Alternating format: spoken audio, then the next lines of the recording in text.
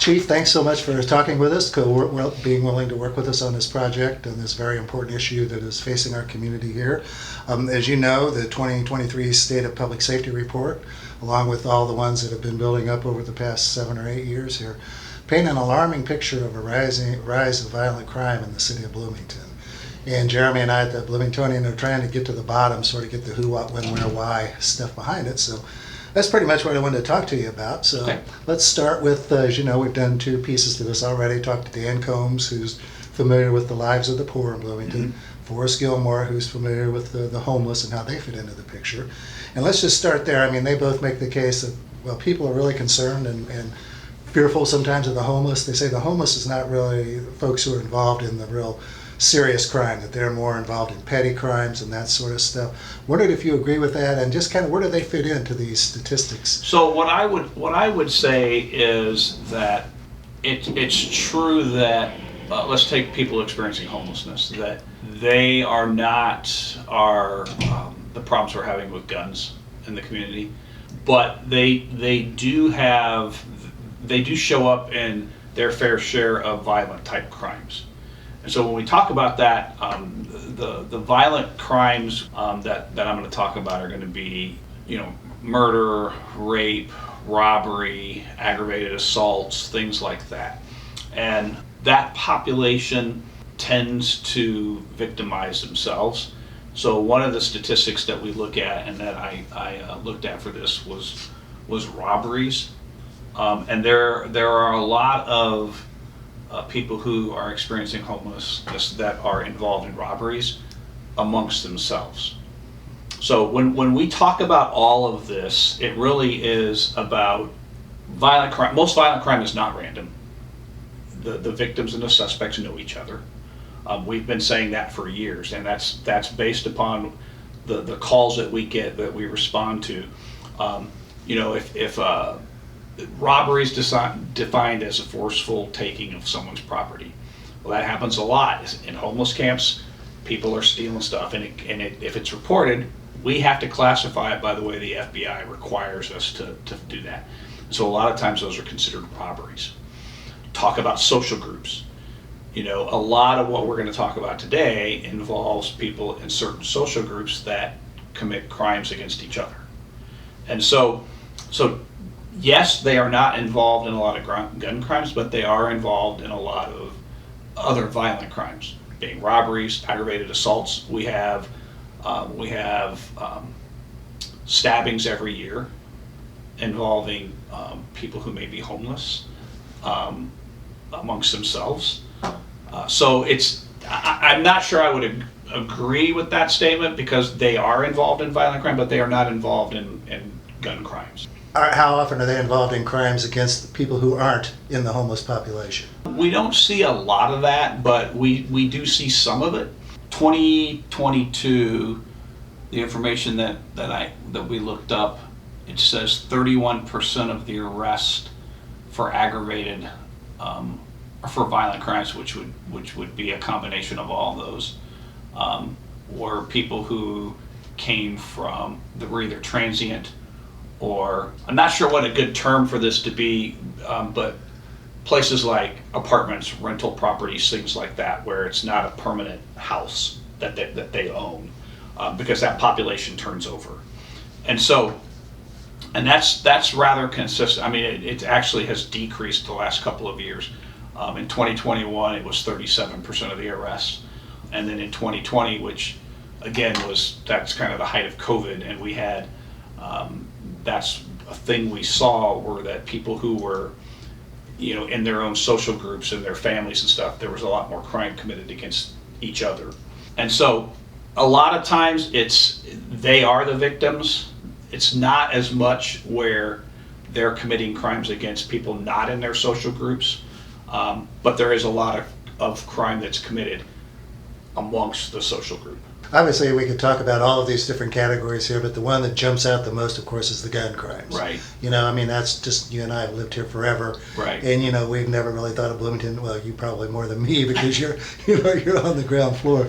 But gun crime never really seemed to be that big of a thing to me, as it is right now. So can you First of all, it seems from reading the media stories that these mostly occur in the poor neighborhoods where drug activity occurs, in bars and downtowns. I wouldn't agree with that statement. Okay.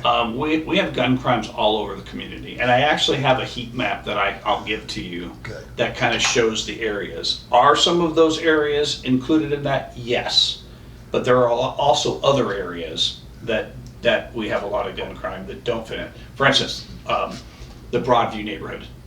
You know, last year we had 10 gun incidences in that neighborhood alone, but when you start looking at it, like I said, most crime is not random. It was a group of people in their social group that, for whatever reason, were mad at each other and would drive by and shoot at each other, get out and shoot it. So it's more so on what we believe is more of the social the groups of people that are doing this, and not necessarily a particular area. Now, a lot of these people that are doing these gun crimes are coming from outside of Bloomington. So again, they're not going to probably come to Bloomington, buy a house, and then go shoot up the neighborhood. They're going to rent apartments. They're going to stay with people they know in rental property. So what we tend to see is the bulk of our gun crimes are not in residential neighborhoods, unless there's a lot of rental properties, but they're mostly in apartment complexes. And again, I'll give you a copy of the heat map and you can see the areas. There is an area downtown, I think probably what sticks out is when you mentioned IU parties. Have we had them at IU parties? Yes. Are they a high percentage of our gun crimes? No. Downtown bars. Have we had them at downtown bars? Yes. Are they a high percentage? No. So they're really all over the place. The IU parties, there's two I know about. In particular, one was just up the street from my house a few years ago, and the little 500 parties. Those tend to be from people out of town coming in. Yes. Is that correct? Yes, that's our experience. Is that again those events draw people from out of town. Mm-hmm. They come to Bloomington. Everybody's carrying guns anymore, and instead of fist fights, which was what we used to have, they pull out guns and fire them off. Do you get called to a lot of parties when people say there's people here with guns? Not normally. Okay. No, we don't get a lot of those types of calls. And in fact, since Indiana's changed the gun laws and went to constitutional carry, we will get calls from people that say, we see a guy walking down the road with a gun. Well, it's not illegal. Okay, well then let's talk about hard drugs. What role do hard drugs and drug gangs? What role do they play in the violence, the gun violence? So, okay, we actually have more gun violence associated with marijuana than we do with like methamphetamine, cocaine, and things like that. Marijuana tends to be more of a cash crop. There's a lot more cash associated with that than there is the other harder drugs. We've had homicides over marijuana. So if you look back at some of the shootings we've had, it's been because it's marijuana and not, what somebody would consider a harder drug than marijuana. So I don't see it really associated with what people would perceive as harder drugs. The criminal gangs, again, it's hard. It's hard to identify groups of people like that unless you actually build a criminal gang case against them. What we're seeing is, again, what I've termed it social groups. There are social groups that are hanging out together that they may be a gang. We can't prove that they're a gang, but those are the types of things that we have seen. So these social groups coming from Chicago, Detroit, that come to Bloomington for whatever reason, and there's a lot of times they're associated with gun crimes and these shots fired calls that we've had. We've seen that a lot the last couple of years, is that you get information about a case, but being able to build that case and actually charge something is something different. And so information we get is that this group's responsible for this shooting and maybe this shooting. And so in the Broadview area that I talked about, we believe a lot of those shootings were all related to the same groups of people.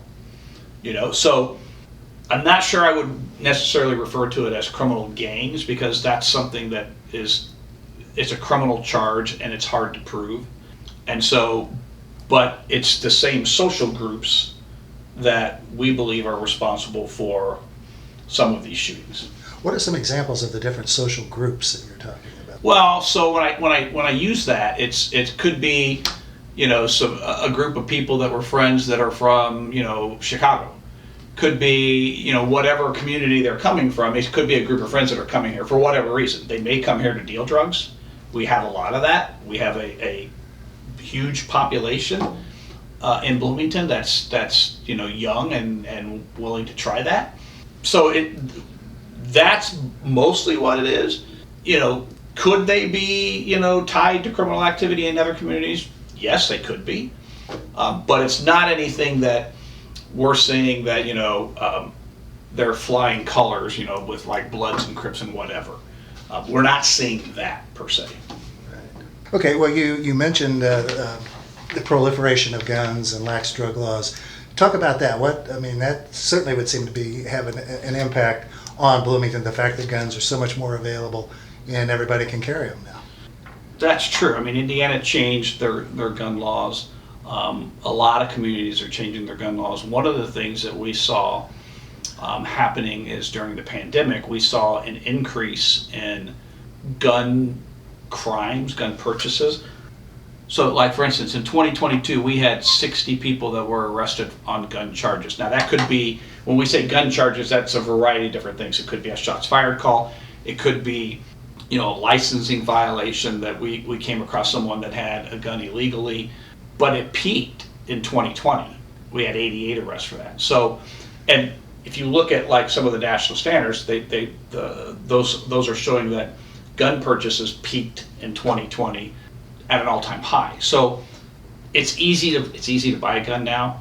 This national fascination with guns, I think that with the spike in crime overall nationally, I think people are like, well, I'm going to get their answer is, I'm going to get a gun to protect myself. And a lot of times it's most crime is not random. And so, I have people that are like, well, we're concerned about our safety. And it's like, well, if you don't hang out with people that commit crimes, if you don't hang out with people who use or sell drugs, and you don't put yourself in those situations, the chances of you being a victim of a crime are pretty slim. We still, because it's easy to get a gun and now there's no licensing requirements, we come across firearms all the time on people. Now, I mentioned earlier, we get calls all the time about people, there's a guy walking down the street with a gun. Well, it's not illegal. You may not like it, but it's not illegal. And so, a lot of times we don't even go to those calls anymore because, again, they're not breaking the law. I have to, by virtue of being the police chief for the city, I sign off gun permits for people who want to legally still get a gun permit, because you can carry a gun in Indiana, but because it doesn't allow you to carry a gun maybe in Illinois or Ohio, you still have to have a gun permit to do that.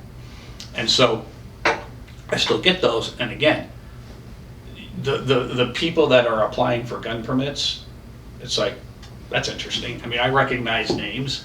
And so again, I think that with the peak nationally of crime increasing, I think that people think, I've got to have a gun to be safe.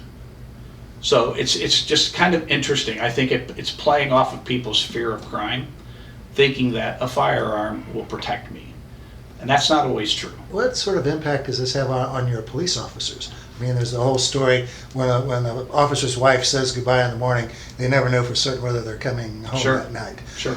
Now, with more and more guns and more gun crimes, I presume that has a tremendous impact on the day-to-day lives of your officers doing their jobs and their... I will sometimes, community members will tell me stories about, well, I got stopped and they did this and they did that. And I'm like, well, it's because they don't know who they're approaching. They don't know if they're armed. So they're going to take subtle steps to try to make sure that they stay safe in case whoever they're encountering does have a gun and decides to use it. I said, so, when an officer walks up on a traffic stop and they're kind of hiding back, or they maybe shine the flashlight in your eyes, it's because they're trying to make sure that if you do have a gun, they're not an easy target. And so, we do a lot of training. Most of the times, I think officers approach a situation as to they could be armed, they may have a gun, and so they're aware of that. They, a lot of times an officer will ask, "Do you have a gun on you?" And it's just so that they know. There have been times where people, they get offended by it, and I try to explain to them. I say, look, they're just trying to assess the situation and make sure that they're safe and they keep you safe. Because if you have a gun and you do something to go for that gun, they're going to react a certain way. And so everybody knowing what the situation is just going to make it safer for everybody. But yeah, it is a concern, because obviously there are a lot of guns in this community, and our officers never know if they're approaching someone who's armed or not. And there's really no specific prototype of a person who's going to have a gun. No, there's not. Used to, maybe, but certainly not. Not anymore. But what does this mean for the broader community? I mean, are people safe when they go downtown? Yeah, Are they safe when they go to the bars? So again, I've said this before. If you don't hang out with people who commit crimes, who deal drugs, the likelihood of you being involved in a violent incident is pretty slim. A lot of this is not, people go to the bars all the time, and unfortunately people carry guns to the bars, because there are some bars that say, they pat people down, say, "Are you armed?" And they make you take the gun back, because you could still refuse entry to someone who's carrying a firearm. But there are a lot of people walking around. Bloomington is still a very safe community. Again, a high percentage of our batteries, our robberies, domestic violence, those types of things, it's the victim knows the suspect. So there's that connection. And so, we were talking earlier when I was talking to my staff about this, it's that relationship that those people have, that if outside of that relationship, it's not really a problem. So to get back to your question, Bloomington is still a relatively safe community. Now, obviously, you have to take precautions. It's not smart to walk in the middle of the night down dark alleys or by yourself, because you still could be a victim of a crime. But most generally, that doesn't happen here. We don't have a lot of stranger attacks. Our burglaries are down. Property crimes in general are down. But we have had an uptick in gun crimes and aggravated assaults. But again, the aggravated assaults are mostly between people who know each other. We can't be behind closed doors in somebody's house to prevent a domestic violence, to prevent a fight that might break out over whatever. So a lot of that stuff happens behind closed doors. To what do you attribute the increase in guns being used in situations that have always existed? Is it the prevalence of guns? Is it the general state of anxiety? I think a little bit of everything. I think guns are much more prevalent. I think that over the last several years, even nationally, you look at things that have happened, and it's been guns. I think that there is this fascination with guns that people have, and so it's easy to get one, so they go and get one. Whereas, in several years ago, where there might have been a dispute, you might have had a fight. Now people pull out guns, and we see that a lot. I mean, not that we have a lot of road rage type things, but you'll see,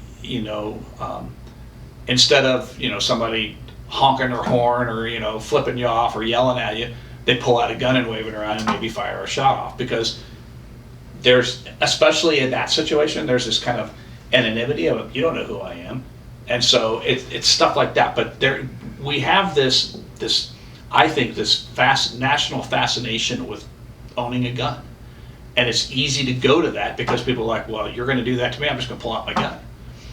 And most people don't take a training course, they don't know how to use it. So when they're waving it around and they have their hand on the trigger and they accidentally pull it, it goes off. And we have a lot of accidental discharges of firearms because people don't know how to use them. What are some different types of gun crimes? I mean, obviously people shooting at each other is a gun crime. So- but we're talking about gun crimes. What's sort of the whole universe there? What we experience a lot here is we will get shots fired calls where we'll show up and we'll find some shell casings in a parking lot. You know, a lot of times, you know, anymore apartment complexes have security cameras, so we'll pull the footage. You know, sometimes it's somebody just shooting their gun off. Sometimes there's been some kind of a fight or something and somebody pulls out a gun and fires it off. So there's those things. We have had, we've had drive-by shootings, but those tend to be, again, those relationship things where the people in the house had a beef with somebody else, they drove by and shot at the house. So those are the bulk of the types of calls that we get. You know, it's again, it's this fascination with firearms, and somebody's like, well, I've got this gun, but I've never shot it. So I'm gonna go out at midnight in the parking lot and fire it off a couple of times. You know, we get calls like that frequently. So that's a lot of it. You know, we have had homicides involving firearms, but a lot of them are disputes between people, and instead of fighting, they pull out guns and fire it off. If you're called, like on the Little 500, you were called up to the Varsity Lane area because people were displaying guns up there. Is showing a gun, is that considered a gun crime? It depends on how it was. I mean, if you're walking and it's in a holster, you know, that's probably not going to rise to the level. But if you're out waving it around, that could be intimidation, recklessness, something like that. Obviously, if you fire it off, that's more than likely going to result in an arrest for recklessness or something like that. What is being done to address the gun crime problems in Bloomington, or what can be done? That's a good question. So one of the things that we've started to do over the last couple of years is we've actually strengthened our partnerships with federal law enforcement agencies, the ATF, U.S. Marshals, because they have the ability to track guns much better than a state agency or a local agency. So when we get, for instance, these shots fired calls, and we find shell casings can be identified back to a firearm because of the striation marks that it makes on the casing itself, on the bullet. So when we collect those and we submit those to like the ATF, they will do an analysis of that, and then they will compare that to maybe other evidence that they have had that's been submitted. So what that allows us to do is, for instance, and this has actually happened, where we've gotten shell casings from a gun call. We've submitted it. They've identified it as coming from a gun that was used in Indianapolis, Chicago, Detroit. That happens. We do that. If we make an arrest in a gun crime, again, we seize that gun, we submit it to one of those agencies, and they do testing on it to see if it's been used in other communities. So what that allows us to do then is build cases, federal cases, where that gun has crossed state lines and been used in different crimes. So now you have federal offenses because of crossing of state lines. So what that allows us to do, though, is track back who had that gun at a certain crime and go after them and charge them. So it allows us to basically go after people who use firearms frequently in crimes. So that's a big thing that we really started doing more frequently. The other thing is one of the things we do is we work with the Moms Demand Actions on guns, and we help get them gun locks, because again, lots of people own guns, they don't necessarily know how to store them safely, they have them for protection or whatever, and so to avoid accidental shootings and things like that, here's a free gun lock. So we're doing things like that, but the biggest thing is trying to link those guns, those shell casings, to other crimes committed in other locations, so that we may find shell casings here, and they tell us that they were used in Indianapolis, and we know the person who had them in Indianapolis, so we can start building a case and find out if that person in Indy was down here committing those. So again, a lot of our gun stuff is repeat people doing it. So if we can build a case that way, and get them arrested either here, some other state, or federally, then that stops that person from continuing to commit gun crimes. You know, it's unfortunate that, you know, lots of states are doing the, you know, passing constitutional carry laws. Indiana did it. The Indiana Chiefs of Police Association came out against it. We lobbied the legislature. Unfortunately, there were other law enforcement leaders, sheriffs basically across the state that said, no, this is a good thing. People need guns to protect themselves. But what would have been prudent on the part of the Indiana legislature is if they would have required some kind of gun safety classes, you know, required, you know, gun locks, something like that. You know, the discussion of, you know, guns in the Second Amendment is such a hot topic, hot button issue that nobody can talk about it rationally. But the number of accidental shootings, the number of suicides, those types of things every year continue to increase. And why can't we take a couple of small steps to at least make gun ownership responsible? I mean, you know, we pass all kinds of laws on things all the time for people's safety, you know, but for guns, it's like, nope, can't touch that. And it just doesn't make any sense, because requiring someone to go through a gun safety class so they at least know how to use the gun, require safe storage, you know, instruments to make that gun safe when you store it, isn't impending, or it's not interfering with anybody's constitutional right to own that gun. Yet legislatures across this country have fallen short on taking those small steps to make it a little bit safer to have a gun. I mean, another angle on that is it's okay for you to have a gun, but you're also responsible for where that gun ends up and what it's doing, and that doesn't happen either. Exactly. We have cases all the time where guns are stolen out of cars because people don't secure them. You know, it's simple things that we could do that no one will do because, oh my gosh, it's going to infringe on somebody's constitutional rights, that's not the case at all. Okay, well, we've covered a lot of ground here. Anything else that we had? I know you did a lot of preparation for this. Anything that you want to add that I didn't touch on? Again, I've talked about, you know, just this kind of relationship between people, and it's those relationships that people have with each other where a lot of that crime is committed. And so we talk about every year when we do the state of public safety, you know, we talk about crimes, and it's important to know that, again, most victims know the suspects. And if you are not in that world, the chances of you being a victim are pretty small.